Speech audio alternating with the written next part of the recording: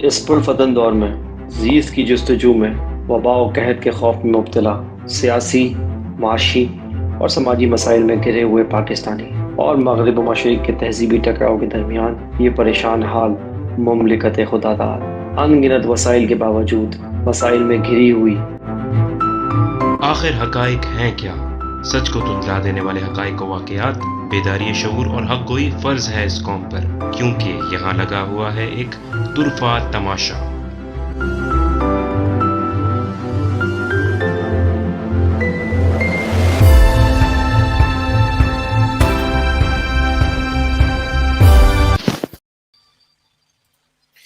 बिस्मिल्लाहिर्रहमानिर्रहीम, अस्सलाम वालेकुम। मेरा नाम है अहमद जलील और आप देख रहे हैं तुरफ़ा तमाशा। तुरफ़ा तमाशा के आज है एपिसोड नंबर 83। उम्मीद करता हूँ बिल्कुल खैरियत से होंगे, ठीक ठाक होंगे, अपनी अपनी ज़िंदगी में बहुत कुछ अच्छा कर रहे होंगे। प्रोग्राम में आगे बढ़ने से पहले मैं वेलकम करना चाहूँगा हमारे शो के दोस्त, हमारे एनालिस्ट सैयद सलमान शाह अपने शो में। अस्सलाम वालेकुम सलमान भाई, वेलकम टू द शो। वालेकुम अस्सलाम अहमद, बहुत बहुत शुक्रिया। जी जनाब, तो आज हमारा जो शो है उसका टॉपिक है, हम बात करने वाले हैं स्पेसिफिकली सिंध की। आपको पता है कि फ्लड्स के बाद से सिंध की, अंदरूनी सिंध की सूरत हाल क्या है। वो तो जी स्ट्रक्चर वाइज और जो फिजिकली लोगों को हार्म पहुंचा है वो तो है ही है, लेकिन साथ साथ जो पॉलिटिकल इंस्टेबिलिटी जो पिछले 10 से 15 सालों से यहाँ पे चलती आ रही है और शायद उससे ज़्यादा कराची समेत, तो उसके ऊपर भी हम बात करेंगे कि क्या मामलात हैं सिंध के अंदर और जो डिस्ट्रक्शन हुई है इसकी हम किस तरीके से तखमीना लगा सकते हैं, लोगों को किस चीज़ की ज़रूरत है और किस तरह से हम इस पूरे चैलेंज से नबरदाज़मा हो सकते हैं। आज के प्रोग्राम के अंदर हम ना सिर्फ इसके ऊपर बात करेंगे, बल्कि आज हमने एक हमारे खुसूसी पैनलिस्ट को भी दावत दी है, उनसे भी आपकी बात करवाएंगे। मैं यहाँ पे वेलकम करना चाहूँगा, हमारे साथ आज मौजूद हैं डॉक्टर अब्दुल समद धारी साहब, जो कि डायरेक्टर हैं ORIC के।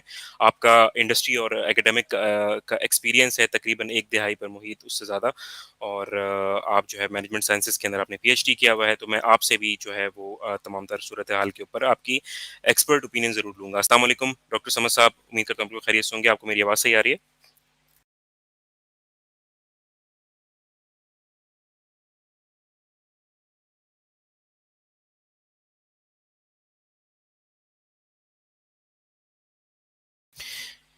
जी जनाब, शायद हमारा राब्ता मुनक़ता हुआ है। प्रोग्राम को आगे बढ़ाते हैं और स्टार्ट करते हैं। सलमान भाई की तरफ मैं ये सवाल छोड़ते हुए जाऊँगा, और ज़ाहिर है हर प्रोग्राम की तरह मैं सवाल छोड़े जाता हूँ सलमान भाई पे।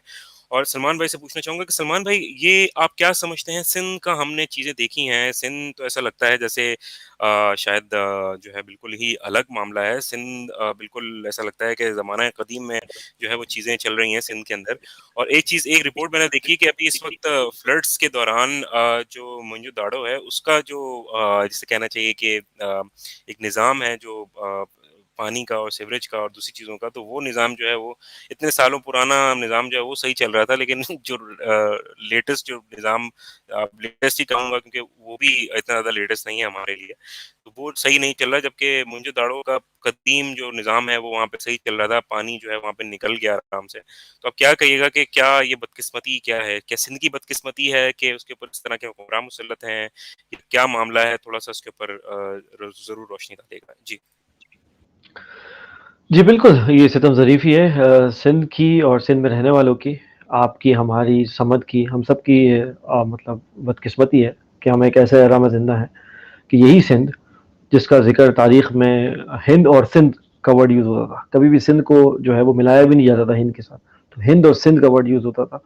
वो टेरिटरी जो अलग से पहचानी जाती थी, जिसकी अलग से शनाख्त थी, उसका हाल ये हो गया है कि जब आप बात करते हैं कि वर्स्ट लिविंग जो सिटी है कराची, वो सिंध में एग्जिस्ट करता है। और बाकी आप इंटीरियर सिंध की हालत देखें तो वो किसी से ढकी छुपी नहीं है। जो विजुअल्स आते हैं, जो लोग गए हैं, उनसे आप बात कर लें तो आपको पता लग जाएगा। मेरे ख्याल में बाय फार सिंध जो है वो, और ख़ास तौर पे इंटीरियर सिंध जो है, रूरल सिंध, उसकी हालत मेरे ख्याल में पाकिस्तान में सबसे ज़्यादा ख़राब है। इसको आप पैरेलल कर सकते हैं बलूचिस्तान के इंटीरियर से, बाकी इसका कोई और जो है वो मवाजना नहीं हो सकता। तो ये हालत में पहुँचा दिया है उस तारीख़ी जगह को, जिन्होंने हमेशा रेजिस्टेंस दिखाई, जिनमें हमेशा जो है ऐसे लोग पैदा हुए जिन्होंने अंग्रेज़ को भी टफ टाइम दिया, अगर आप बात कर लें। और एक एक कभी भी जो है वो जो इन्वेडर्स होते थे, कभी भी उनके आगे जो है वो उन्होंने घुटने नहीं टेके। ऐसी सरज़मीन हम सूफिया की सरज़मीन कहलाती है। आपको पता है कि यहाँ के रहने वाले जो है वो रिस्पेक्ट और ये सारा सब कुछ घुटी में मिला हुआ है सबके। उसके बाद ये सब कुछ होने के बाद आज हाल ये हो गया है, ये जो करप्ट हुक्मरान, ये जो बदउनवान हुक्मरान, ये जो बददियानत हुक्मरान इस पर मुसल्लत हो गए, उसकी वजह से हुआ ये है कि आज कोई पुरसाने हाल नहीं है। ऐसा लगता है अगर आप इंटीरियर सिंध में कुछ जगहों पे चले जाएं, ऐसा लगता है कि आप मिडिएवल एजेस में आ गए। यानी आप कोई 14वीं 15वीं सदी में चले गए, जहाँ पे ना रोड है, न जो है वो ड्रेनेज का सामान है, कोई कोई कोई सिस्टम नहीं है।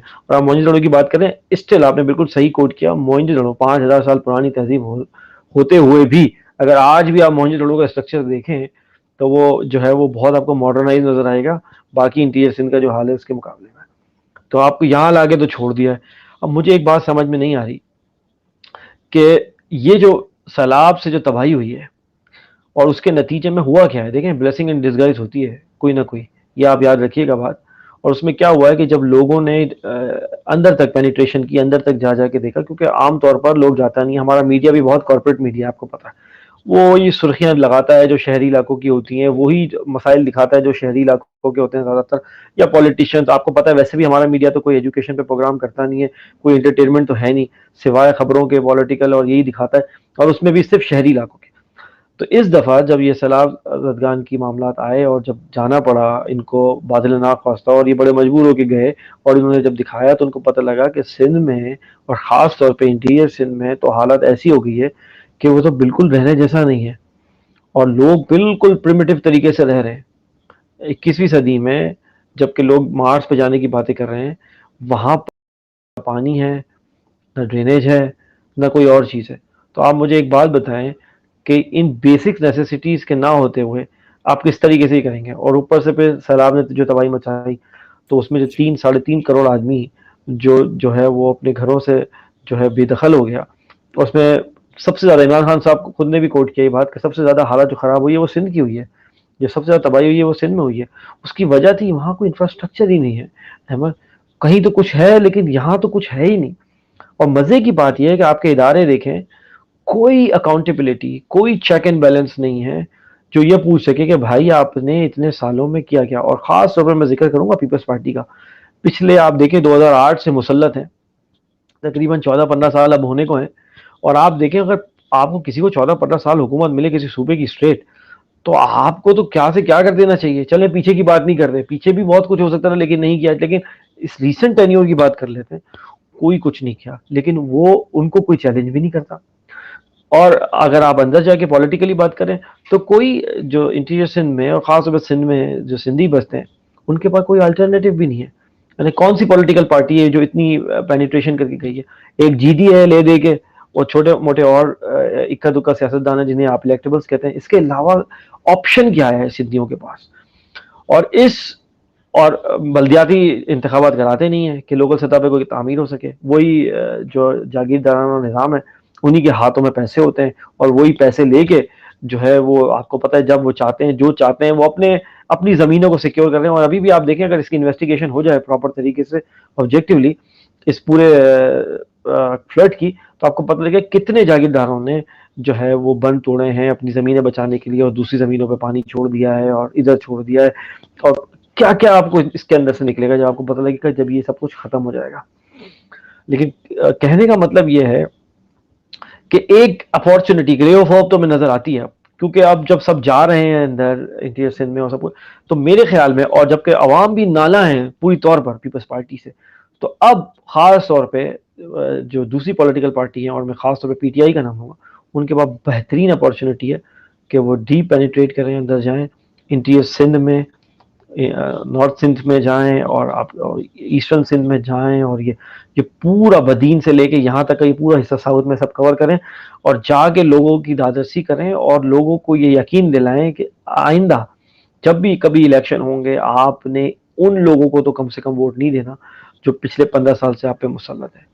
उसके अलावा आपने लोगों को वोट देना है, और उनके अलावा वोट देने में खास तौर पे जो ऑप्शन बनेगा, पीटीआई को अपने आप को एज ए अल्टरनेटिव के तौर पर पेश करना पड़ेगा। Now this is the way forward. अगर वो नहीं करेंगे तो उनके पास कोई ऑप्शन नहीं है। लेकिन ये कैसे होगा, ये काम इतना आसान नहीं है। वहां के लोगों को जागीरदारों के तसल्लुत पे आपने छोड़ दिया है, वो उन पे मुसल्लत हैं। अगर वो उनके अगेंस्ट जाते हैं तो उन पे वो केसेस बना देते हैं आवाम पे, और उनकी लड़कियां उठवा लेते हैं, ठीक है, लड़कों, उनके जो लड़के होते हैं उन पे केसेस बनवा देते हैं, उनको जेलों में सड़ा देते हैं, ठीक है, मरवा देते हैं, अगवा करवा लेते हैं। मतलब देयर आर वेज, उनके पास बहुत सारी चीजें मौजूद हैं आपको जरा धमका के रखने की। तो ये जो फेयर का बाजार है, ये जो खौफ का बाजार है, उन्होंने गर्म किया हुआ है। इस खौफ को पहले तोड़ना पड़ेगा जो अवाम के ऊपर, और जाहिर सी बात है गरीब अवाम है तो वो क्या कर सकते हैं, कहां तक जा सकते हैं इन अमीर जागीरदारों के आगे। और वही जागीरदार जो कि एग्रीकल्चर पे कोई टैक्स नहीं देते, और कभी भी जब आपकी टैक्सेशन पॉलिसी बनती है तो कभी भी अपने ऊपर वो टैक्स लगने नहीं देते, क्योंकि आपने आपने निज़ाम ही ऐसा बनाया हुआ है कि जो निज़ाम बनाने वाले हैं वही उसके बेनिफिशरी हैं। बड़ी मजे की बात बता रहा हूँ, आप कानून बनाने वाले ही उसके बेनिफिशरी हैं, तो आपको पता है कभी वो अपने अगेंस्ट कोई कानून बनाएंगे? नहीं बनाएंगे। यही जागीरदार और इंडस्ट्रियलिस्ट, देखिए यही शुगर माफिया है, अगर आप बात करें तो यही बेसिक नेसेसिटी से इन्हीं के हाथ में है सबके। तो ये अपने ऊपर टैक्स लग नहीं देते। अच्छा, अपनी इनकम इन्होंने एग्जाम कराई हुई है, बाकी आप पे वो टैक्स पे टैक्स, टैक्स पे टैक्स। आप आम आदमी पे कितना टैक्स है आपका, आपको अंदाजा है? मतलब किस चीज पे टैक्स नहीं है? मतलब कोई भी चीज लेने जाए कुछ नहीं तो विद होल्डिंग टैक्स लगा देंगे। एक आम सैलरीड पर्सन जो बेचारा मुनासिब सैलरी कमा रहा है उसको एट सोर्स डिडक्शन हो जाती है, उसकी सैलरी कट के मिलती है उसको, ठीक है, बिलों पे टैक्स, ठीक है, फ्यूल एडजस्टमेंट की मद में आपको पता है पता नहीं क्या क्या नाम बदल बदल के उसको पीस के रख दिया। लेकिन ये जो फैटी इंडस्ट्रियलिस्ट और एग्रीकल्चरिस्ट हैं, जो ये जो बैठे हुए हैं, और खास तौर पर मैं सिंध की बात कर रहा हूँ आज, उन पे कोई टैक्स भी नहीं लगता, तो उनको तो कुछ देना ही नहीं है, बताओ उससे मराद ले रहे हैं। और कर क्या रहे हैं आवाम के लिए? कुछ भी नहीं कर रहे हैं। और उनके ऊपर कोई चेक एंड बैलेंस भी नहीं है, कोई अदलिया कोई सू मोटो नहीं लेती। अदलिया की आपको पता है कि वो तौहीन अदालत हर चीज में हो जाती है, लेकिन यहाँ पर तो वो कोई नहीं देखते कि भाई यहाँ आवाम पिस रही है तो यहाँ पे मैं सो मोटो ले लूँ। एक टाइम ऐसा था कराची में ट्रैफिक जाम हो जाती थी तो सो मोटो ले लेते थे chief justice of Pakistan Karachi पर ट्रैफिक जाम पे। लेकिन आज हाल ये है कि सिंध की जो तबाही है उसको देख के रोना भी आता है अहमद, और उसको देख के गुस्सा भी आता है कि कहाँ है वो अरबाब इख्तियार जो बोलते हैं कि सब हमारे हाथ में पावर है और सब कुछ है, और कोई कुछ नजर ही नहीं आता होराइजन पे कि कौन। अच्छा, इसको एक आम सिंधी जो है वो ये सवाल कर रहा है कि भाई इसको कौन सही करेगा? हमारे अंदर तो ताकत नहीं है, हमारे ऊपर तो जागीरदार वडेरा मुसल्लत है। और अर्बन एरियाज की बात करें तो वहां पे आपने सिस्टम ऐसा बनाया हुआ है कि आप नाजिब बनने देते हैं, न किसी और चीज में आपको कुछ है। तो आपका तो हाथ में इख्तियार ही कोई नहीं है। जब आपके हाथ में कोई इख्तियार ही नहीं है तो आप किस तरीके से करेंगे ये बात? तो कहने का मतलब ये है अमर कि जब तक ये पॉलिटिकल निज़ाम आप रिप्लेस नहीं करेंगे, और उस रिप्लेसमेंट की बात ये मैं इसलिए कर रहा हूँ कि कैसे होगा, जब तक आप इंटीरियर सिंध में लोगों को अल्टरनेटिव नहीं देंगे, मुतबादिल ज़राया नहीं देंगे, किस तरीके से आप करेंगे? और अच्छा मेरे सलमान भाई, यहाँ पर sorry to cut you off, एक चीज़ मैं ये समझना चाहूँगा कि ये जो आपने जागीरदारों वडेरों की जो बात की है और ये चलता चला आ रहा है सिस्टम के, जो भी फैमिलीज बेसिकली वहाँ पे गवर्न करती हैं, राइट, या फिर जागीरदार वडेरे जिनका बहुत ज़्यादा असर रसूख होता है, वो जिस भी पॉलिटिकल पार्टी से उनको टिकट मिलता है वो उसको जो है वो सपोर्ट करवाते हैं लोगों को, और मजबूरन करना पड़ता है। तो आप क्या समझते हैं कि what's going to be the way forward इस चीज को तोड़ना? क्योंकि हमने तो देखा कि पीटीआई ने जो है वो इलेक्टेबल्स की सियासत जो है वो तो दफन कर दी है। आपने देखा है रीसेंट इलेक्शंस के अंदर हमने बहुत बड़ी एग्जांपल इसकी देखी कि जो इलेक्टेबल्स हैं अब वो माने नहीं रखते, अब जो माने रखते हैं वो या तो पार्टी माने रखती है, या फिर इस वक्त करंट अगर टाइम की बात की जाए तो इमरान खान साहब वो एक मिसाल देते हैं ना कि भाई अगर वो खंबे को भी अगर टिकट दे देंगे तो वो जीत जाएंगे। तो आप क्या समझते हैं, क्या ये पूरा सिनेरियो जो है वो सिंध के ऊपर भी एप्लीकेबल है, या फिर स्टिल अभी जागीरदार और वडेरों के साथ ही रहते हुए जो है वो चलना पड़ेगा? स्पेसिफिकली पीटीआई की बात कर रहा हूँ कि अगर उनको सिंध के अंदर पेनिट्रेट करना है। देखिए, सिंध मेरे ख्याल में सिंध को इस्तिस्ना हासिल होगी जो इलेक्टेबल्स के मामले में है। क्योंकि देखें अभी तक आप गए ही नहीं है, आपने तो पेनिट्रेट किया ही नहीं था इससे पहले, तो पहली दफा तो आपको करना पड़ेगा। और जो 5 साल में मैं आपको बताता हूँ स्ट्रेटेजी होनी क्या चाहिए इस मामले में। पहले तो आपको जाना पड़ेगा, आई एम सॉरी, जीडीए को आपने थोड़ा सा उसको जीडीए को इनलार्ज करना पड़ेगा। जो जीडीए है उसको आपने इनलार्ज करना पड़ेगा, उसमें मजीद जो है वो इलेक्टेबल्स शामिल हो under the umbrella of GDA. एक तो ये, इसके अलावा भी आपको कुछ इलेक्टेबल्स की तरफ जाना पड़ेगा सिंध में। जब आप ये कर लेंगे और आप सिंध में और अर्बन एरिया से जैसे कराची, हैदराबाद, मीरपुर खास, नवाबशाह, ठीक है जी, और लाड़काना, और वहां से सीटें निकाल के पीटीआई खास तौर पे अगर वो, और एमक्यूएम भी जो भी है, देखेंगे अब आगे क्या बनता है, क्योंकि पॉलिटिक्स में कोई बात भी हतमी नहीं होती।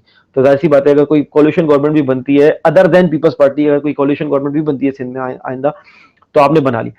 आपने करना क्या है, जो आपने, जैसे अभी हमारे जो पैनलिस्ट है डॉक्टर समद, देखें इस तरह के जो लोग हैं जो पढ़े लिखे सिंधी हैं, सिंध के वासी हैं, सिंध के अंदर से आए हैं, उनको एहसास है सिंध का, सिंध की महरूमियों का एहसास है, इस तरीके के लोगों को आपने एम्पावर करके ऊपर लाना है।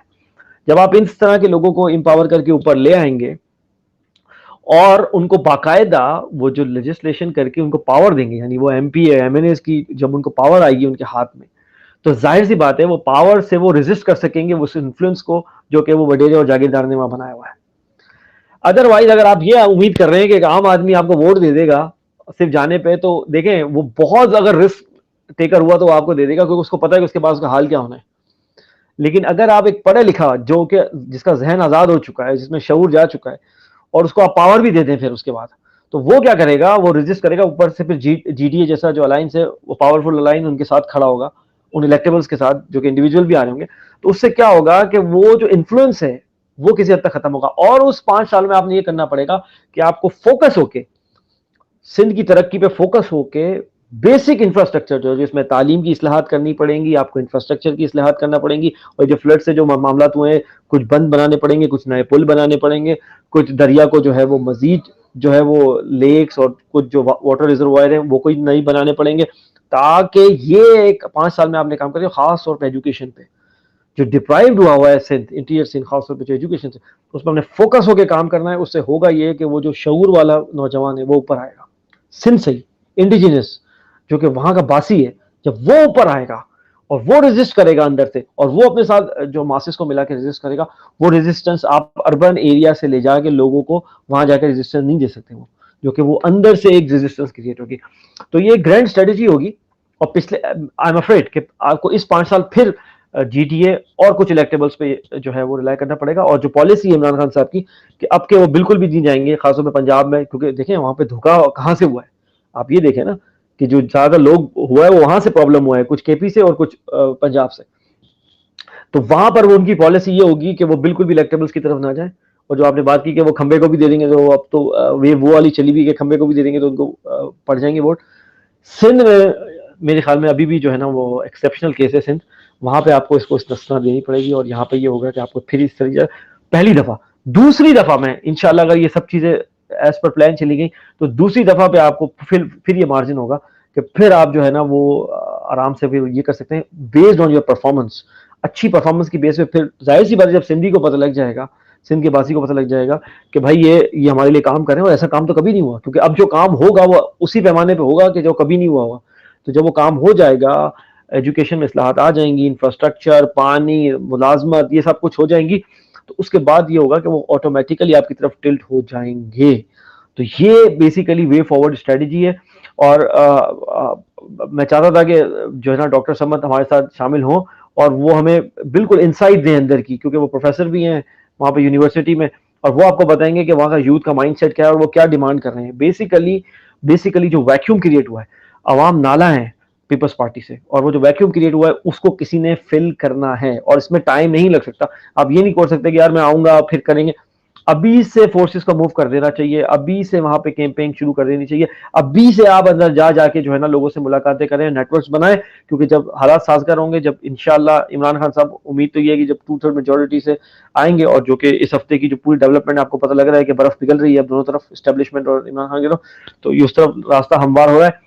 अगर वो उस तरफ चला गया ये मामला, तो आपको स्टैंड बाय पे रहना है, क्योंकि सिंध अब आपका टारगेट होना चाहिए इंडिया सिंध, क्योंकि वहां पे जो लेवल की तबाही हुई है और जिस लेवल पर जरूरत है वहां पे गवर्नेंस की, मेरा नहीं ख्याल है किसी प्रोविंस में वहां पे जरूरत है। और आपका फाइनेंशियल जो हब है कराची, वो सिंध का कैपिटल जो है, वो मतलब पूरा डिप्राइव्ड हो चुका है, वो खंडर बन चुका है। कोई मतलब आप तो वही वाली बात है ना कि वो जो स्टोरी थी, जो गोल्डन एग्स देती थी चिकन, आपने तो वो चिकन को काटने के दर पे आप आ गए हैं, तो आप तो कह रहे हैं कि चिकन को जो है ना वो भूखा मरवा दो, तो वही भूखा मर जाए।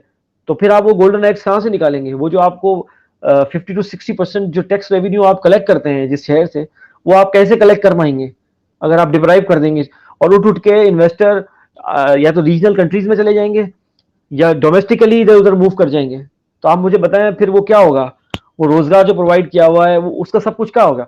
तो आप डिप्राइव कर रहे हैं। और देखिए जो डिप्राइव कर रहे हैं सिंध हुकूमत 18वीं तरमीम के बाद, उनका कोई स्टेक नहीं है अमर, उनको कराची से कोई वोट नहीं मिलता, तो वो कुछ लगाते भी नहीं है। और देखिए जहां से उनको वोट मिलता है वो तो वहां पर भी नहीं लगाते हैं।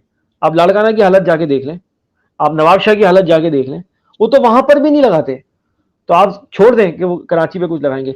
लेकिन कहने का मतलब ये है कि सितम ज़रीफ़ी ये है कि कोई ऐसा चेक एंड बैलेंस नहीं है, ना दिल्लिया की तरफ से, ना कोई फेडरल गवर्नमेंट की तरफ से, कि इनको इनको इनकी परफॉर्मेंस पे कुछ बोला जाए। बाकी सूबे बहुत, मतलब एक ही कंट्री में इतना फ़र्क है इंफ्रास्ट्रक्चर का और सहूलतों का इतना फ़र्क हो चुका है कि यकीन नहीं आता कि ये एक ही 2 कंट्री है। यानी आप अभी इस्लामाबाद में फॉर एग्ज़ाम्पल आप बात कर रहे हैं, आप इस्लामाबाद को कंपेयर नहीं कर पा रहे हैं कराची से।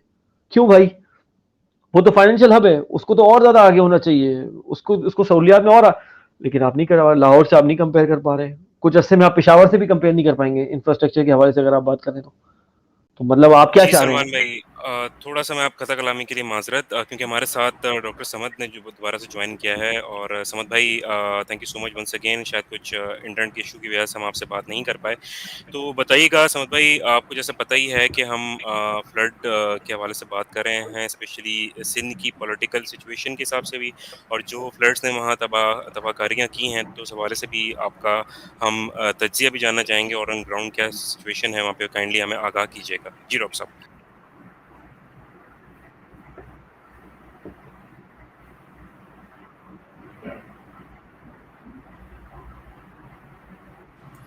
डॉक्टर साहब क्या आपको हमारी आवाज़ आ रही है?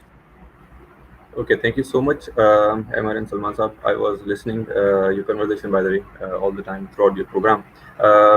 मामला असल में ये है कि एक अभी रिसेंटली जी जी मेरी आवाज़ आ रही है आप लोगों को? जी, जी, आ रही थोड़ा-सा डिले है बीच में समद भाई। जी, जी। असल में मेरे ख़्याल से नेटवर्क इश्यू की वजह से टाइम लेगा। तो मैं एक जी, जी, काम आप करता कंटिन्यू कीजिए। हूँ हाँ, मैं कंटिन्यू कर लेता हूँ और मैं अपना पूरा जो ओवरव्यू आप लोगों को बता देता हूँ। उसके बाद हम वक़्तन आप जैसे अमर आप में इंडिकेट करते जाएँगे, उसी तरह से हम आपको मैं या सलमान साहब आपको रिस्पॉन्स करते जाएँगे इन दैट ठीक है। डायरेक्शन। अच्छा, तो मैं शुरू करता हूँ। असल में हमें बेसिकली पाकिस्तान जो हमारा जो ये डिज़ास्टर है बेसिकली एक किसी फैक्टर के भी एक तो प्रेसिडेंट्स होते हैं, यानी जो एलिमेंट्स उनको कैरी ऑन करते हैं उसकी वजह से वो इम्पैक्ट पड़ता है। उसके बाद उसके उसके होते हैं यानी आफ्टर इफेक्ट्स, किसी पर्टिकुलर एरिया पर वो हिट करता है प्रेसिडेंट्स एंड देन उसके एलिमेंट्स एक्यूमुलेट होकर फिर उसका आउटपुट बनता है। तो दरमियान में यानी एक जो मेजर फैक्टर है उसको हम फ्लड और या जो डिज़ास्टर है हम उसको अभी रख लेते हैं। जो इसके प्रेसिडेंट्स हैं बेसिकली वो सिंध में, पाकिस्तान के अंदर सिंध में स्पेशली रूल्स या रिचुअल्स हमारे यहाँ हम किस तरह से फॉलो हो रहे हैं इस पे एक नज़र डालने की बहुत ज़्यादा ज़रूरत है। पॉलिटिशियंस या पॉलिटिकल पार्टीज सिंध में क्यों नहीं आती, अब तक क्यों नहीं आई? हालांकि पंजाब पाकिस्तान में बहुत हैवीली कंसंट्रेटेड है। अच्छा, सिंध भी यानी इकोनॉमिक हब है। I mean we love Karachi, we have been through a lot of times in Karachi and we lived in Karachi, so we love Karachi by the way. Amazing city, very vibrant, economical hub, backbone economy of Pakistan, Sindh की नहीं। Parties का झगड़ा कराची में है, कराची सिंध पर, और जो remaining Sindh है वो एम्प्टी स्पेस पड़ा हुआ है। यानी वो ऐसा लग रहा है जैसे पुराना दरिया का जो सिस्टम है वो मोइंजोदड़ो से शुरू होता है और वो खैरपुर, जैकाबाद और अब बलूचिस्तान के जाके टच कर रहा है। तो बीच में कुछ भी नहीं है, कोई आबादी थी नहीं, ना है ना कभी होगी। जैसे पहले हम डिस्कस कर रहे थे तो मोइंजोदड़ो का आपने जिक्र किया। मोइंजोदड़ो मज़े की बात है कि एक फैक्ट मेरे सामने आया कि मोइंजोदड़ो बेसिकली 7 या 6 मरतबा डिस्ट्रॉय हो चुका है, वो भी फ्लड से। सिविलाइजेशन बहुत ज़बरदस्त रह चुकी है। अच्छा, मज़े की बात यह है कि कोई भी सिटी जब डिस्ट्रॉय होती है तो आप देखते हैं उसमें कोई ना कोई रिमेनिंग्स होते हैं, यानी ह्यूमन बोन्स, ह्यूमन बॉडीज उसमें नहीं मिल रहे। ठीक है, ये इसका मेजर साइन है कि इसमें वाकई फ्लड आया था और ये लोग यहाँ से डिस्प्लेस हो चुके थे। As far as I know the facts, may be इसमें कुछ करेक्शन की ज़रूरत हो तो आप कर दीजिएगा। तो अब भी वहाँ पर best civilisation, best infrastructure, best drainage system सब कुछ है, लेकिन लोग नहीं हैं, आर्टिफैक्ट्स पड़े हैं। इसका मतलब ये कि फ्लड एरिया ये ज़रूर रहा है। तो सिर्फ कराची रहता है जो जिसमें मोहनजोदड़ो रहना बाकी था, क्योंकि इंटीरियर में अगेन वही बात आ जाती है कि कराची हब है, इकोनॉमिक हब है, और बाकी इंटीरियर कुछ भी नहीं है। ये पॉलिटिकल पार्टीज़ का सिनेरियो बन भी चुका है, रहा भी है, और अभी भी यही सूरत हाल है। थोड़ा सा पाकिस्तान से थोड़ा सा पहले हम चले जाते हैं, बलूचिस्तान और सिंध, ये दो वो एरियाज थे जहाँ पर आपके जो पूरे ओवरऑल हब बनता है, इकोनॉमिक हब, ये पूरा इकोनॉमिक हब था। कोयटा, आपका ये अपर सिंध जिसे आप कह लें, यहाँ से ट्रेड हुआ करती थी और ये डायरेक्ट कनेक्ट करती थी इंडिया की तरफ। ठीक है, तो ये पूरा एक जोन हुआ करता था। इसका मतलब ये नहीं है कि अब इससे ज़ाहिर कम से कम ये बात हो रही है कि ये मोहनजोदड़ो और ये पुरानी सिविलाइजेशंस और ये जो आपके अपर सिंध के एरियाज हैं, ये बेसिकली सक्कर और लाड़काना वाले ये एरियाज, ये एक आपके इकोनॉमिक हब हुआ करते थे, ट्रेड रूट हुआ करते थे। ट्रेड रूट मीन्स जो भी वहाँ पे रहेगा खुशहाल और आबाद रहेगा, क्योंकि वहाँ पे वो हो रही है, इंडस्ट्रियलाइजेशन चलती रहेगी और बहुत ज़्यादा ट्रेडिंग रहेगी। कराची सिर्फ अब सुकड़ के जाके सिंध ये यहाँ पे जाके रुका है, ट्रेडिंग हब जाके बाकी बचा है। अब पूरा सिंध डिस्ट्रॉय होने के बाद, इंफ्रास्ट्रक्चर खत्म होने के बाद कराची अगर बचता है, तो कराची खुदा न खास्ता जो जंग और सूरत हाल पॉलिटिकल इंस्टेबिलिटी हुई है, तो कराची का क्या हाल हम देखेंगे आगे चल के।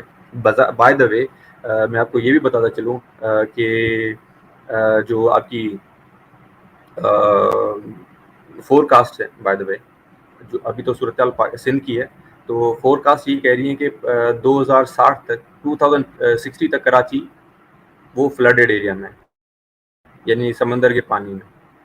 ठीक है, मैं आता हूँ, बाकी डिटेल्स पे भी आ रहा हूँ। तो इससे भी अंदाज़ा में हो सकता है, यानी इसका मतलब ये हुआ कि हमारे पास सिंध का एरिया कुछ रूल्स के मुताबिक, कुछ रोल्स के मुताबिक इम्पोर्टेंट है, लेकिन यहाँ पर जो रिचुअल्स फॉलो हो रहे हैं या जो हमारी पॉलिसीज़ रही हैं पॉलिटिशियंस की और इवन डेकेड्स अगर मैं कहूँ, तो वो कोई ज़्यादा तो अच्छी तो नहीं, लेकिन बिल्कुल एक लोकल सेंटेंस में यूज़ करूँगा, जिस प्लेट में खाना उसी में छेद करने वाला काम है ये एग्जैक्टली वही हो रहा है जो पॉलिटिशियंस यहाँ पे अब कर रहे हैं इस वक्त, बल्कि कर चुके हैं। डैमेज इसका अनबिलीवेबल है। अच्छा, मैं इसको कंसाइज करता जाऊँगा, साथ साथ मैं डैमेजेस की तरफ आऊँगा। फैक्ट्स एंड फिगर्स तो जाहिर सी बात है पूरा मीडिया आपको कवर करके दे रहा है, लेकिन हमारे पास रूल्स और रूल्स क्या चल रहे हैं, और सिंध यहाँ पे इतना क्यों निगलेक्टेड है। आपको पता है इस वक्त तकरीबन जो क्रॉप रिपीटेशन होती है, यानी जो आपकी हमारी जो क्रॉप्स होती हैं वो पहले सिंध में, क्योंकि उसका एनवायरनमेंट ऐसा ग्रो करती हैं, जनरेट होती हैं, उसके बाद प्रोडक्शन ये आपकी पंजाब और बाकी प्रोविंसेस की तरफ जाती है। फिर पंजाब का बारी आती है, यहाँ से ख़त्म हो जाता है, फिर वहाँ से ये साइकिल चलता रहता है। इस वक्त यूँ समझ लिया आपका 70% आपकी शुगर केन और बाकी फैक्ट्स पड़े हुए आपके सामने। शुगर केन, आपकी कॉटन, आपका कुछ भी नहीं है इस वक्त जो आपकी कंट्री में सर्कुलेट कर सकेगा। ठीक है, इसका मतलब ये आपके पास फूड क्राइसिस सामने खड़ा हुआ और गारंटीड है। 400 पर केजी टमाटोज और बाकी सब्जियां आपके पास आ चुकी थी। इवन हमने ये इम्पैक्ट फील किया था यहाँ पर। तो अब ये तो एक जोग्राफिकल सिनेरियो है। पॉलिटिकल पार्टी सिंध में क्यों नहीं आती? सिंध के वोट नहीं है पॉलिटिक्स में। सिंध के कराची के अलावा जो पार्टी सिंध में इंटीरियर में होल्ड कर रही है उसका इम्पैक्ट नहीं है आपके फेडरल गवर्नमेंट में स्पेशली। हालांकि इस वक्त मुक्का वाला जो सिस्टम अभी चला है उसमें बहुत सारी फेडरल सीट्स आपको मिल चुकी हैं, बल्कि क्लाइमेट मिनिस्टर का नाम आपने सुना होगा, शेरी रहमान, और अब ये क्लाइमेट मिनिस्टर है हमारी। बाकी आप खुद ही अंदाज़ा कर लें इस चीज़ों का। ठीक है, तो पाकिस्तान लेवल पर ओवरऑल इस एरिया को हमने किया हुआ निगलेक्ट। अच्छा, प्रोविंसेस क्या कर समझ तुम्हें मैं इंटरप्ट करूंगा। मैं यहाँ पे शहरी रहमान का जिक्र किया। मेरी आवाज आ रही है समझ? मैं जरा मतलब लाइटर नोट पे बोलूंगा। हाँ, तुमने कहा कि शहरी रहमान जो है वो, मैं तो उनको देख के ऐसे बोलता हूँ कि उनको मिनिस्ट्री ऑफ हॉरर मिलनी चाहिए, क्योंकि जब भी मैं उनको देखता हूँ तो मैं अपनी छोटी बेटी को बोलता हूँ कि तुम इनको रात में मत देख लेना, तुम डर जाओगी।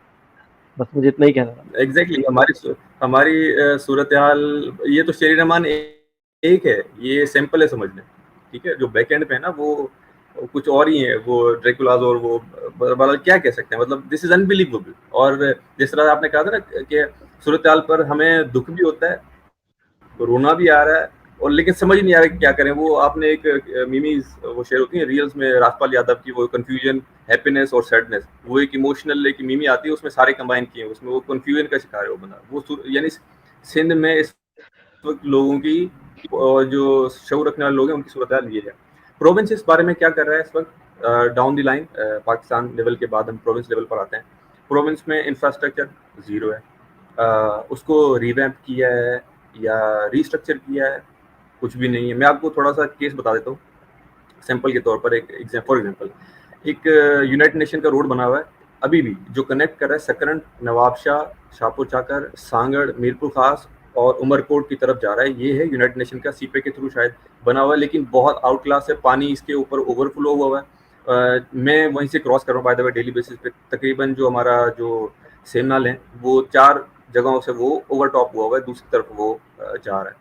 तो जो पाकिस्तान ने उस रोड को सपोर्ट करने के लिए यहाँ पर हमारी सिंध गवर्नमेंट के जो कॉन्ट्रैक्टर थे उन्होंने बनाया, वो टूट गए, बह गए। अभी वो जो रोड है मेन वो जाके बचा हुआ इतने पानी में। अब अंदाजा कर लें कि हमारी कंस्ट्रक्शन का और उनकी कंस्ट्रक्शन का क्या हाल है। वो वन टाइम कंस्ट्रक्शन है, ठीक है। एक और एग्जांपल, जहाँ से अभी ये सकरंड और नवाबशाह और एक बाईपास भी है यहाँ से, ठीक है, हाईवे की तरफ कनेक्ट करते हुए गाँव वगैरह को कनेक्ट कर रहा है। वो रोड अभी बना है, वो खैर से टूट भी गया है, नया रोड उसके ऊपर बन रहा है। जहाँ से वो बनता जा रहा है वहाँ से वो टूटता जा रहा है और वो आगे बनाते जा रहे हैं। सो ये हमारे इंफ्रास्ट्रक्चर डेवलप हो रहा है, जो आप इससे अंदाजा कर लें क्या सूरत है, ठीक है। अच्छा, ये तो है प्रोविंस के ऊपर हमारे जो काम चल रहा है। उसके बाद हम इंडिविजुअल्स पे हम आते हैं। जिस तरह से आपने फ्यूडल्स की बात की कि यार फ्यूडल्स हमारे ये नहीं छोड़ेंगे, मतलब नहीं छोड़ेंगे। मैं एक बंदे को कह रहा था कि हालांकि डरते भी, जाहिर सी बात ही करता है, और साइलेंस के थ्रू आपको जो फैमिली वाला बंदा है, जो काम का शरीफ बंदा है जिसको मैं कह लूँ, ये जो नून लीग वाले शरीफ वो नहीं, नॉर्मल वाले शरीफ जो हमारे यानी आप जो हम लोग हैं, तो उनके लिए ये चीज़ें मैटर करती हैं, ठीक है। हमारे लिए ये मैटर करती है लिटरली। एक बंदे से कहा, मैंने कहा यार आप लोग जो है ना अपने बंदे किसी लोकल को दो वोट। जिस तरह से मैं तारीफ करूँगा एक चीज़ की, MQM में इनका जो स्ट्रक्चर बना था पहले पार्टी का अच्छा था, लेकिन उन्होंने फिर जो नेगेटिव चीज़ों की तरफ चले गए ना, उन्होंने डिस्ट्रॉय कर दिया सारे सिस्टम को।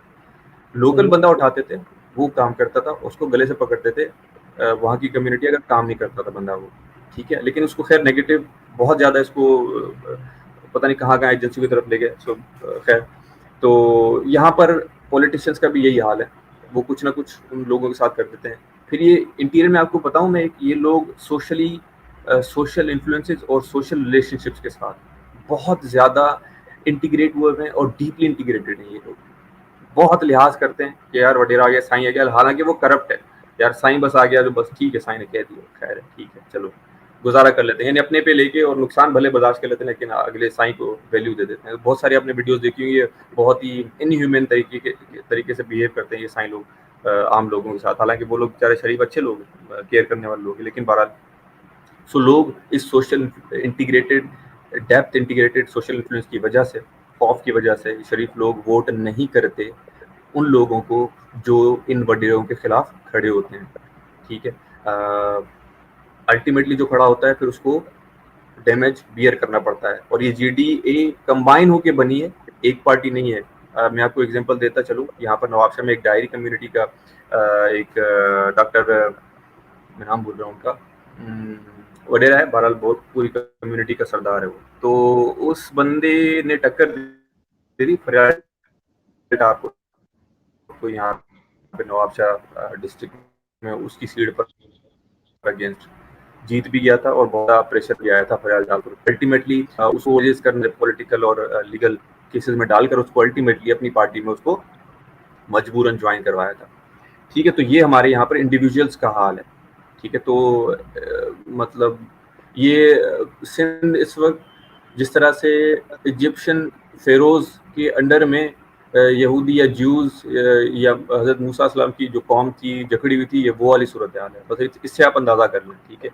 फर्क ये अच्छा, पर ये कि एग्जॉडस भी नहीं कर सकते ये, फर्क ये कि एग्जॉडस भी नहीं कर सकते।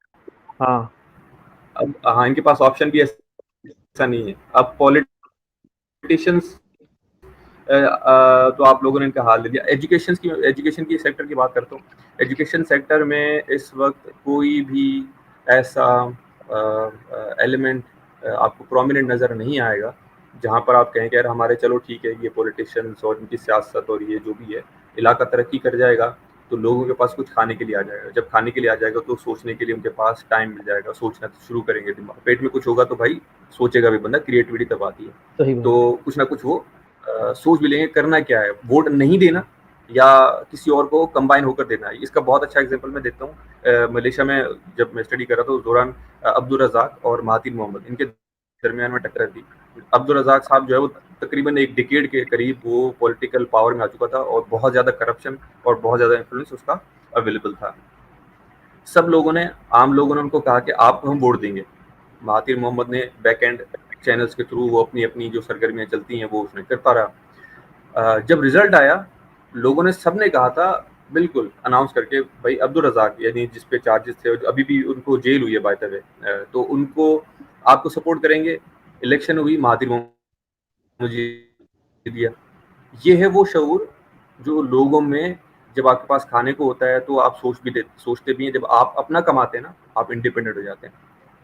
सिंध में इंडिविजुअल्स और एजुकेशन ये दोनों डिस्ट्रॉयड हैं और ये डिपेंड हुई हुई है। यहाँ पर आपको बहुत ज़्यादा कोई बूस्टिंग इंडस्ट्री नहीं मिलेगी। एग्रीकल्चर में कोई रिफॉर्म्स नज़र नहीं आएंगे आप लोगों को। यहाँ पर मिसाल के तौर पर मैं एक छोटा सा एग्जांपल देता चलूँ। अगर यहाँ पर सिटीज़ में एग्रीकल्चर लैंड डिस्ट्रॉय हो रहे थे, पानी कम हो रहा है, वर्टिकल फार्मिंग का कोई कंसेप्ट नहीं आ रहा, कोई कर ही नहीं रहा। सिटीज़ में कोई नहीं कर रहा, कराची में वर्टिकल फार्मिंग नहीं कर रहा। ये सीवरेज के पानी पे ये जो मलिर के एरिया में सब्जियां उगा रहे हैं और उनको पानी दे रहे हैं और बस ये काम चला रहा है। हालांकि पानी के ज़रिए सिर्फ वर्टिकल फार्मिंग कर सकते हैं बहुत आसानी से, वो साफ़ सुथरा खिला सकते हैं लोगों को। तो ये हमारे एजुकेशन में हमारे पास कोई यूनिवर्सिटीज़ हमारे पास हैं, इंजीनियरिंग, आईटी, सोशल, आपको कोई नोबेल प्राइज़ वो तो दूर है, कोई इन्वेंशन नज़र आ रही है नहीं। अच्छा इत्तेफाक से खुदा ना खास्ता किसी ने कोई इन्वेंशन कर दी तो आपने उसका नाम मैं भूल रहा हूँ अगेन, उस बंदे का हाल देखा जो आपको हाइड्रोजन यानी पानी से वो बना रहा इंजीनियर था, वकार की बात गाड़ी नहीं कर चला रहे? रहा था। वकार की बात कर रहा हूँ।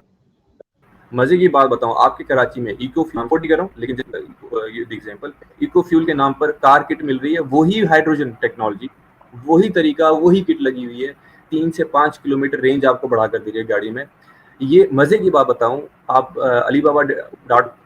alibaba.com पे जाएं, आपको मिलेगा हाइड्रोजन फ्यूल जनरेटर, पता नहीं कितने केवी की रेंज बनी हुई है उसकी, और फ्यूल मुफ्त में क्योंकि डिस्टिल वाटर यूज हो रहा है। इस गरीब को इन्होंने क्या किया, सत्यानाश कर दिया। ये है वो फ्यूडल्स, पॉलिटिशियंस और इंडिविजुअल इन्फ्लुएंसर्स। और एजुकेशन इन्वेंशन कर ली लेकिन आपके सामने इसका हाल है।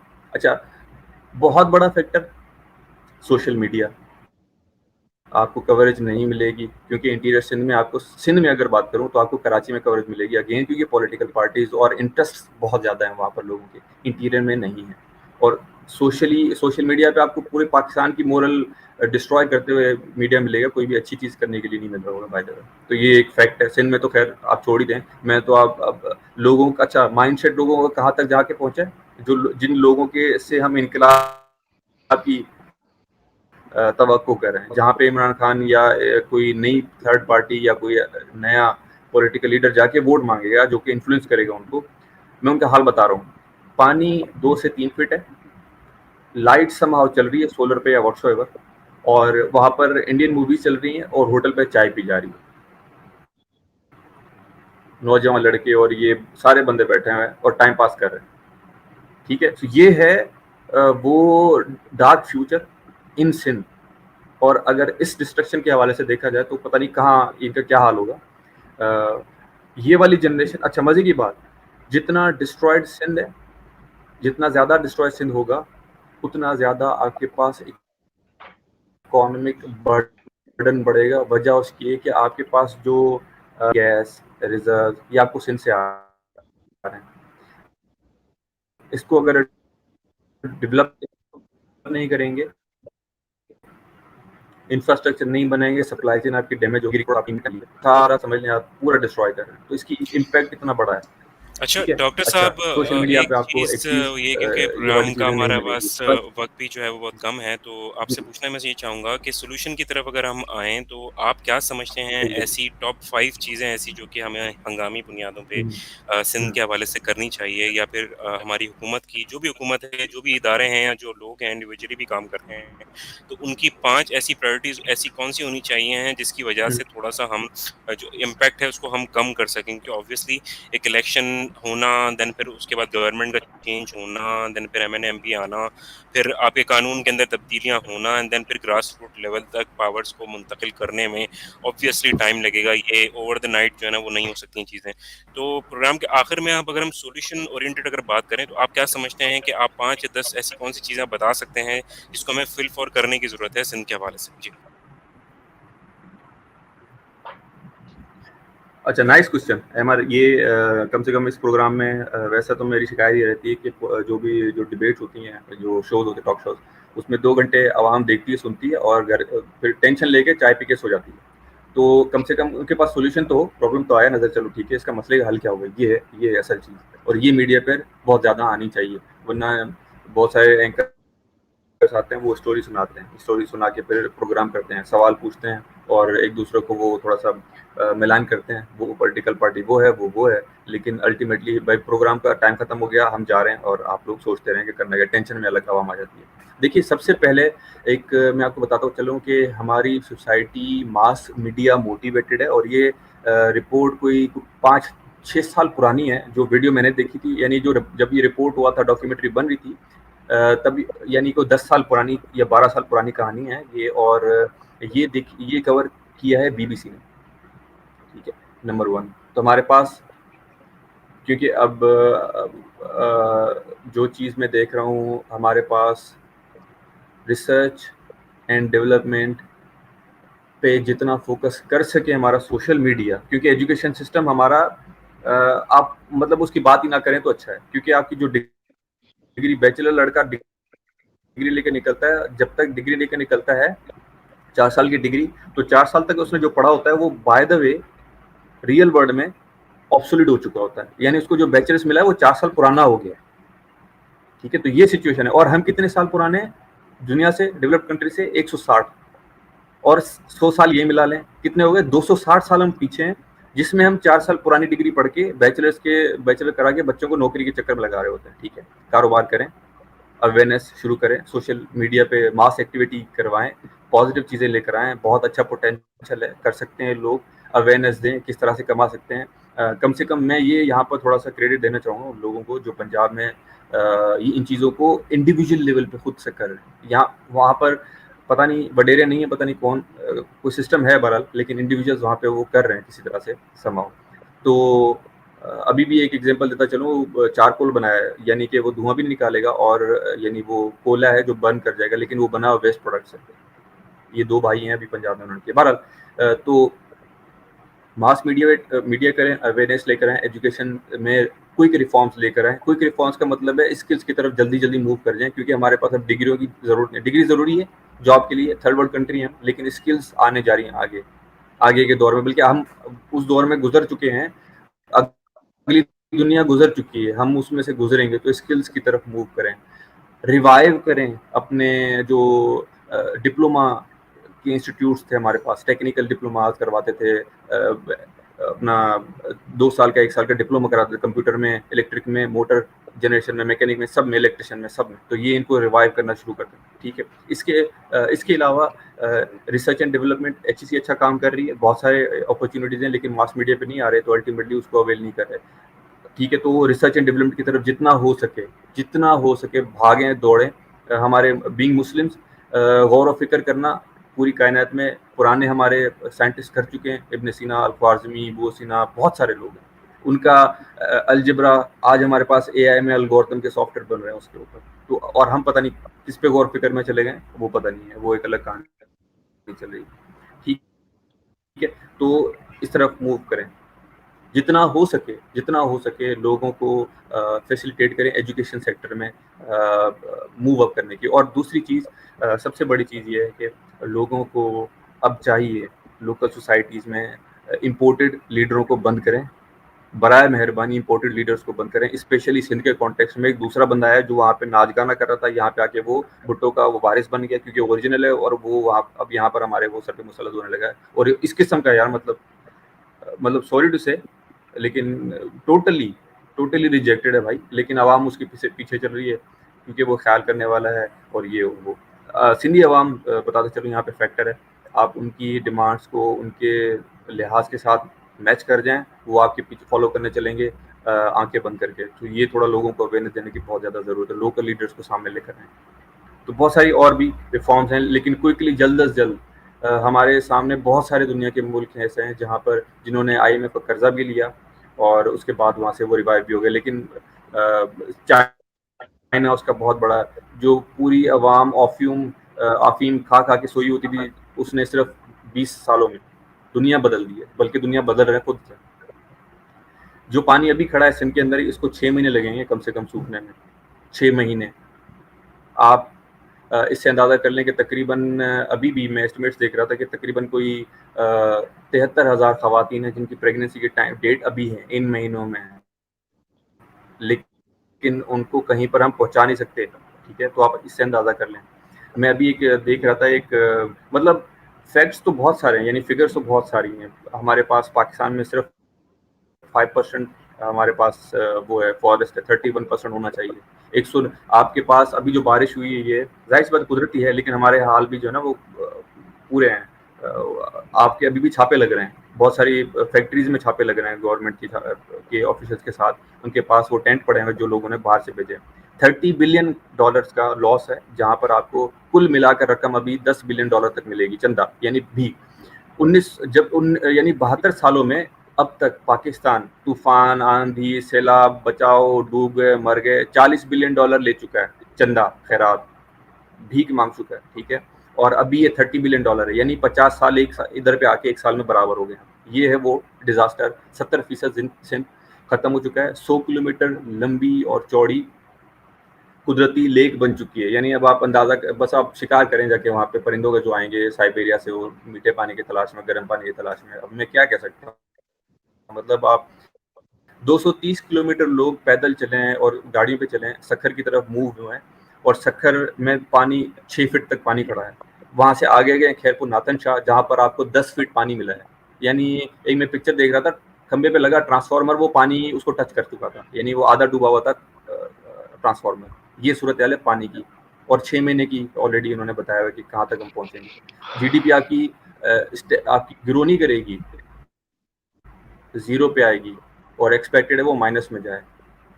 प्राइस इंटीरियर में सूरत हाल, आपके पास गंदम सिटी एरिया में पहुंचाने के लिए वहीं से हार्वेस्ट हो रही है। क्या होगा, मतलब इस चीज़ को बहुत ज़्यादा अच्छा। दूसरी बात, बराए मेहरबानी लोगों को भिखारी बनाना बंद करें।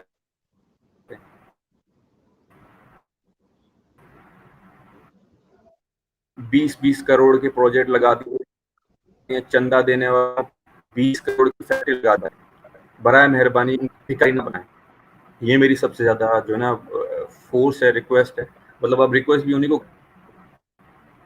अभी भी आपके खैर नैब के पता नहीं कितने केसेस निकले हैं जो कि उस पे सुओ मोटो भी गायब है। ठीक है, तो पाकिस्तान और इंडिविजुअल लेवल और सिंध लेवल पे बहुत ज़्यादा सूरत हाल ख़राब है। इंडिविजुअल्स को अब ध्यान देना चाहिए, अब अपने मुस्तकबिल के बारे में सोचना चाहिए। ये है पॉलिटिशियंस के आसरे पे ना लगें। सूरत हाल पाकिस्तान की अदरवाइज बहुत ज़्यादा अच्छी नहीं है। इंडिविजुअल सब सोशल मीडिया के थ्रू और अपनी अपनी इन्वेंशंस लेकर आए, इनोवेट करें, स्किल्स की तरफ मूव करें जितना हो सके। डिग्रियां ज़रूर लें, जॉब के लिए यहाँ पे काम आती रहेंगी, काम आती हैं, लेकिन अब मूव करें, अपने बिजनेस की तरफ जाएं, अपने कारोबार की तरफ जाएं। अली बाबा जी। वाले और जेफ बेजोस वाले, ये कोई आसमान से उतरे हुए हाई PhD स्कॉलर्स नहीं थे। ये लोग, ये इनको जॉब भी नहीं मिल रही थी कहीं पर, एडमिशन तो बहुत दूर की बात है, लेकिन इन्होंने कारोबार किया और अब दुनिया उनके कारोबार पे डिपेंड है। ठीक है, और वैसे हाँ, टेक्नोलॉजी के मद में हम कहाँ पर खड़े हैं इस डिस्ट्रक्शन के सूरत हाल के बाद आपको अंदाज़ा है। ठीक है, टेक्नोलॉजी में जितना जल्दी मूव हो सके, जितना जल्दी हो सके इमरजेंसी बेसिस पे मूव करें, मैथमेटिक्स AI एल्गोरिथम की तरफ मूव करें। सो बहुत सारी चीज़ें, लेकिन आई वुड लाइक टू क्योंकि कंपाइल करूँगा यहाँ पे क्लोज करने की, क्योंकि टाइम भी बहुत कम है। तो होपफुली मैंने कुछ सिनेरियो पाकिस्तान और स्पेशली सिंध के बारे में कोई कोशिश की कि आप लोगों के सामने रख सकूँ, तो होपफुली इसमें कोई बेहतर सिचुएशन आप लोगों के सामने नजर आई होगी होपफुली। जी, बिल्कुल थैंक यू। डॉक्टर समद साहब, थैंक यू सो मच कि आपने अपना कीमती वक़्त निकाला और हमें टाइम दिया इतना। आखिर में इस प्रोग्राम को रैप अप करने से पहले सलमान भाई आपकी तरफ आना चाहूँगा और आपसे फाइनल वर्ड आपसे लेना चाहूँगा कि आपने तो वैसे सम अप कर दिया था, लेकिन जिस तरह से डॉक्टर समद ने तमाम सिचुएशन के मुतालिक मुफस्सिल गुफ्तगू की और उन्होंने बताया कि क्या सूरत-ए-हाल है इस वक़्त अंदरूनी सिंध की, पॉलिटिकल इंस्टेबिलिटी भी उन्होंने बताई और साथ में दूसरी चीज़ों पे भी डिस्कशन किया और उन्होंने बताया कि हमें इनोवेशन की तरफ आना है और फॉर द टाइम बीइंग कि उनकी बात का लुब-ए-लुबाब मैं समझाऊँ कि फॉर द टाइम बीइंग हम चीज़ों को जो है पैसों को खर्च कर देते हैं, तो इसको लॉन्ग टर्म हमें इस तरह से पैसों को इन्वेस्ट करना चाहिए और लोगों को इस तरीके से स्किल्स उनकी एनहांस करनी है ताकि वो खुद कफ़ील हो सकें आगे जाके और हमारा इंफ्रास्ट्रक्चर वगैरह उसके ऊपर हमें काम करने की ज़रूरत है, ताकि आने वाले वक़्तों में अगर फ्लड्स आते हैं तो उसके ऊपर प्रॉब्लम ना हो। तो क्या कहिएगा सलमान भाई? बिल्कुल, समद ने बेसिकली वही बात एंडोर्स की है जो कि मैंने आपको बताई थी शुरू में, जो तमीद बाँधी थी। समद ने बेसिकली उसी को एंडोर्स किया है और एलैबोरेट किया है और डिटेल में हमें चीज़ें बताई हैं। Actually he is not painting a bleak picture of Sindh. He is giving us the reality check. जो उसने रियलिटी चेक दिया है, अंदर से इनसाइट दी है और जो बताई है और जो बताया है कि जो फ्यूचर है जो नौजवान का, वो बिल्कुल ब्लीक है, बिल्कुल डार्क है, अगर इसी तरीके से चीज़ें चलती रहें। और मैंने आपको जो अपनी गुफ्तगू में ये बात बताई कि ये इसको आप पेनिट्रेट कैसे करेंगे। For me it's an opportunity. जो पॉलिटिकल पार्टी ख़ास तौर पे जो इस बात का क्लेम करती हैं कि हम जाके जो है वो पूरे पाकिस्तान को इंटीग्रेट करेंगे और उठाएंगे एक साथ, जैसे कि पीटीआई है, उसको इस मौके का फ़ायदा उठाना चाहिए। और जैसे कि समद ने कहा कि सिंध का जो मिजाज है वो ये है कि अगर आप इनके साथ आके खड़े हो जाएं, उन्होंने जुल्फ़िकार जूनियर की तरफ भी इशारा किया कि जैसे वो आ गए और एक आध फुटेज बना ली और पानी में चल के दिखा दिया और लोगों के हाथ पकड़ के चल के थोड़ा सा दिखा दिया और वो फुटेज बन गई, तो लोगों ने वो वायरल कर दी कि भाई देखें ये आ गए हैं जुल्फ़िकार जूनियर। बेसिकली इस जो इनहेरिटेंस जो पॉलिटिक्स है ना, उससे दूर जाने के लिए आपको ये करना पड़ेगा कि रियल में जाके जो है ना ऑन ग्राउंड उनकी मदद करनी पड़ेगी, उनके दिल जीतने पड़ेंगे। और जैसे आप दिल जीत जाएंगे तो जैसा कि मिजाज है, जो कि हमें भी पता है और जो समझ ने आज रीट्रेट किया इस बात को, कि फिर सिंध की जो आवाम है ना वो साथ हो जाती है दिल जान से, और फिर वो आंख बंद करके आपको फॉलो करेंगे। और फिर आपको क्या करना है, मैंने आपको पूरा स्ट्रेटेजिक नौयत की पूरी बात बता दी कि 5 साल में आपने क्या करना है। उस यूथ को एम्पावर करना, जैसे कि मैंने आपको बताया एजुकेशनल रिफॉर्म्स लाने हैं आपको। और समद ने वोकेशनल ट्रेनिंग की बात करी कि जो डिप्लोमे और जो होते थे बाहर सारा सब कुछ, इसको आपने दोबारा रिवाइव करना है। और ये जो 3 साल का, 1 साल का, 2 साल का डिप्लोमा, और जी। उसको भी आपको जो है वो स्कॉलरशिप्स पे लेके जाना है, ताकि जिनके पास बिल्कुल भी नहीं है ब्रेड एंड बटर के लिए, वो ये कर सकें इजीली। तो ये एक पूरा प्रोसेस है। और एजुकेशन और अवेयरनेस, ये मेन चीज़ है, की चीज़ है। इससे आप उठा पाएंगे। और इस तरीके से मैंने आपको एडिशनल एक बात बताई, और जो ऑलरेडी एजुकेटेड लोग हैं सिंध में, जो शरीफ लोग हैं, जैसे समद ने वही बात मेरी बात इंडोर्स की कि देखें वडेरे के सामने खड़े होते हुए शरीफ आदमी घबराता है, क्योंकि मुझे पता है आपको, मैंने आपको ये बात बताई थी कि वो केसेस में फंसा देगा उसे, ठीक है जी, उसकी बेटी को उठवा लेगा, उसको फलां केसेस डलवा देगा, ये कर देगा, वो कर देगा, अगवा करवा लेगा। ये सब उनकी टैक्टिक्स हैं, पुराने, हम बचपन से सुनते आए हैं सिंध के वासी होने के नाते। लेकिन अब करने की क्या जरूरत है उसको, तो उस शहर को आप तोड़ेंगे कैसे? उस शहर को आप तोड़ेंगे ऐसे कि आप पॉलिटिकली तौर पर इंपावर करेंगे यूथ को। Education awareness is the first step. उसके बाद आप पावर देंगे उनको, एमपीएज, एमएनए, और जो अगर बल्दियाती निज़ाम आता है तो आप जो है वो काउंसलर, और ठीक है, नीचे लेवल से भी आप उनको एम्पावर करेंगे और ऊपर लेवल पे भी आप जो है वो लेजिस्लेशन वाले लेवल पे भी, यानी एमपी और एमएनए लेवल पे भी, तो ताकि वो फोर्स खड़ी हो सके। और उसके पीछे भी ग्रेटर फोर्स खड़ी होगी जो कि जीडीए और फिर पीटीआई, और इस सूरत में खड़ी होगी जो कि वफाक से भी उनकी हेल्प कर सकेगी। तो जाके ये जो है वो यूथ उठेगा, सिंध का जो इंडिजीनियस यूथ है, जो अंदर का लोकल यूथ है, वो उठेगा और वो बागडोर संभालेगा सिंध की। और फिर यहाँ की तकदीर बदलेगी। चे जाएगी, हम ये समझेंगे कोई बाहर से आके मसाया आएगा और वो सिंध में जाके आपको लाड़काना में बैठेगा और वो कर सकेगा, नहीं। सिंध के इंटीरियर, सिंध के डायनेमिक समझने के लिए आपको वहीं का बंदा चाहिए, और उसको एम्पावर करने की जरूरत है, एजुकेशन, अवेयरनेस, और उसको फिर फाइनली पॉलिटिकल पावर आपको देनी पड़ेगी, जो कि सामने खड़ा, और पीछे आपको बैकअप में अपनी सपोर्ट रखनी पड़ेगी, ताकि उसके पीछे जब फोर्स होगी तो वो फिर जो है वो फेस कर सकेगा उस पावरफुल वडेरे को। बाय द वे, ये काम बहुत पहले हो जाना चाहिए था। नेहरू ने इंडिया बनने के फौरन बाद, क्योंकि वो 15 साल तक जिंदा रहा, उसने लैंड रिफॉर्म्स कर दिए थे इंडिया में, और इन अनफॉर्चुनेटली कायद आजम का इंतकाल अगली साल हो गया और वो नहीं कर सके। और ये आज 75 साल हम भुगत रहे हैं, ये जो लैंड रिफॉर्म नहीं हुए, और ये जो वडेरा शाही आपको नजर आ रही है, ये इसी का जो है वो शाखसाना है। तो उम्मीद ये करता हूँ जो ये आज हेल्दी गुफ्तगू की है, कंस्ट्रक्टिव गुफ्तगू हुई है, समझ ने इंसाइट दी है, बहुत बहुत बहुत शुक्रिया समझ तुम्हारी इंसाइट का। और ये बहुत वैल्यूएबल बात तुमने बातें की हैं और हम चाहेंगे कि इसको मज़ीद जो है वो इसको जो है वो आगे तक शेयर करें। और आपसे भी यही हमारी रिक्वेस्ट है कि आप इस गुफ्तगू को आगे तक शेयर करें ताकि ये गुफ्तगू एक कंस्ट्रक्टिव एक कन्वर्सेशन तो स्टार्ट हो ना सिंध में कि करना क्या है, चाह क्या रहे हैं और ये किस तरीके से ये मामलात बदलेंगे ताकि एक सोल्यूशन ओरिएंटेड जो गुफ्तगू है लोगों तक, मासेस तक पहुंचे। तो फिर ये लोगों को पता लगे कि लोग इस लाइन पे फिर सोचना शुरू करें कि यार हम भी तो सिंध की बागडोर संभाल सकते हैं। एक नौजवान के ज़हन में ये बात तो है कि यार मैं भी तो सिंध की बागडोर संभाल सकता हूँ, मैं भी तो सिंध को चेंज करने के लिए एक पार्ट बन सकता हूँ, अपना कंट्रीब्यूशन दे सकता हूँ। तो बिल्कुल उन कंस्ट्रक्टिव हलकों से जुड़िए जो सिंध को चेंज करने के लिए के दर पे हैं और सिंध को पॉजिटिव चेंज करने के दर पे हैं, उनसे जुड़िए। एक वेव ऑलरेडी पाकिस्तान में चल पड़ी है, उसका पार्ट बनिए और सिंध को चेंज कीजिए। बहुत जैसे कि हमने कहा मिक्स फीलिंग होती है, एंगर भी है और इसमें कंफ्यूजन भी है सिंध के बासी की और फ्रस्ट्रेशन भी है कि कैसे सही होगा। तो ये वे फॉरवर्ड है, education, awareness and then political power हम आपको देंगे 1 2 3। और बहुत बहुत शुक्रिया समत, बहुत अच्छा लगा तुमसे बहुत अरसे बात करके और इंशाल्लाह हम कंटिन्यूटी करेंगे, मजीद तुमसे प्रोग्राम करेंगे किसी दिन, बिल्कुल जब जो सारी चीजें हमारी स्टेबल हो जाएंगी और इंशाल्लाह फिर पैनल गुफ्तगू एक मजीद जो है डिटेल में गुफ्तगू करेंगे और सारे फैक्टर्स को इंशाल्लाह फिर दोबारा से करेंगे और करते रहेंगे जब तक कि हम अब इसके हमने ये टास्क ले लिया है कि जहाँ के हम बासी हैं अगर हम वहीं को नहीं चेंज कर सके तो हम क्या कर सकेंगे। तो हमने ये टास्क ले लिया इंशाल्लाह, अब तो उससे गुफ्तगू करते रहेंगे और जब तक करते रहेंगे कि जब तक हम ना देख लें कि अब सिंध जो है वो चेंज की दर पे आ चुका है। बहुत बहुत शुक्रिया फॉर योर कंट्रीब्यूशन। श्योर इंशाल्लाह। जी जनाब, तो ये थे हमारे साथ डॉक्टर अब्दुल समद और सलमान भाई जो कि गुफ्तगू कर रहे थे हमारे साथ सिंध की सूरत हाल के ऊपर, ओवरऑल जो सिंध के अंदर मामलात हैं, सियासी मामलात और इस वक्त जो सैलाब के बाद की सूरत हाल है, जो तबाही हुई है वहाँ पर, उस हवाले से और लॉन्गर रन में क्या चीज़ें होनी चाहिए ताकि इन फ्यूचर प्रॉब्लम ना हो सिंध में, इस हवाले से हमने गुफ्तगू की, जामे गुफ्तगू की। तो इस प्रोग्राम का रिकॉर्ड वर्जन आपके पास ज़रूर मौजूद होगा हमारे पेज के ऊपर। आप facebook.com/तुरफा-तमाशा पे ना सिर्फ इस एपिसोड पे बल्कि पिछले एपिसोड को भी आप देख सकते हैं, तमाम तरह एपिसोड्स वहाँ पर मौजूद हैं। सलमान भाई को फॉलो करने के लिए सलमान _सैयद उनका ट्विटर हैंडल है, मुझे आप फॉलो कर सकते हैं ट्विटर पे, मेरा ट्विटर हैंडल है अहमद जरील। और अपना बहुत ज़्यादा ख्याल रखिए, दुआ करते रहिए कि हमारा मुल्क जो है वो जो भी परेशानियां, दुख तकलीफ़ें हैं, अल्लाह ताला उनसे हमें दूर रखे और सही सिमत के ऊपर हम चले जाएं। स्पेशली सिंध और बलूचिस्तान जो कि दौड़ के अंदर बहुत पीछे रह गए हैं। पाकिस्तान ऑलरेडी पीछे चल रहा है लेकिन उस दौड़ में भी सिंध और बलूचिस्तान जो है काफ़ी ज़्यादा पीछे हैं। तो अल्लाह ताला से दुआ है कि कोई ऐसे काबिल हुक्मरान आ जाएँ जो कि इन तमाम तर सूबों को भी ऊपर लेकर आए और पावर जो है वो नीचे तक आए। अपना फीडबैक हमें ज़रूर दीजिएगा। This is Ahmad Jaleel signing off from Turfa Tamasha. इंशाल्लाह नेक्स्ट एपिसोड में आपसे मुलाकात होगी। तब तक के लिए अपना ख्याल रखिए। पाकिस्तान जिंदाबाद। इस पुरफतन दौर में जीज़ की जुस्तजू में वबा और कहत के खौफ में मुब्तला सियासी, माशी और समाजी मसाइल में घिरे हुए पाकिस्तानी और मगरिब व मशरिक़ के तहज़ीबी टकराव के दरमियान ये परेशान हाल मुमलिकत खुदादाद अनगिनत वसाइल के बावजूद वसाइल में घिरी हुई।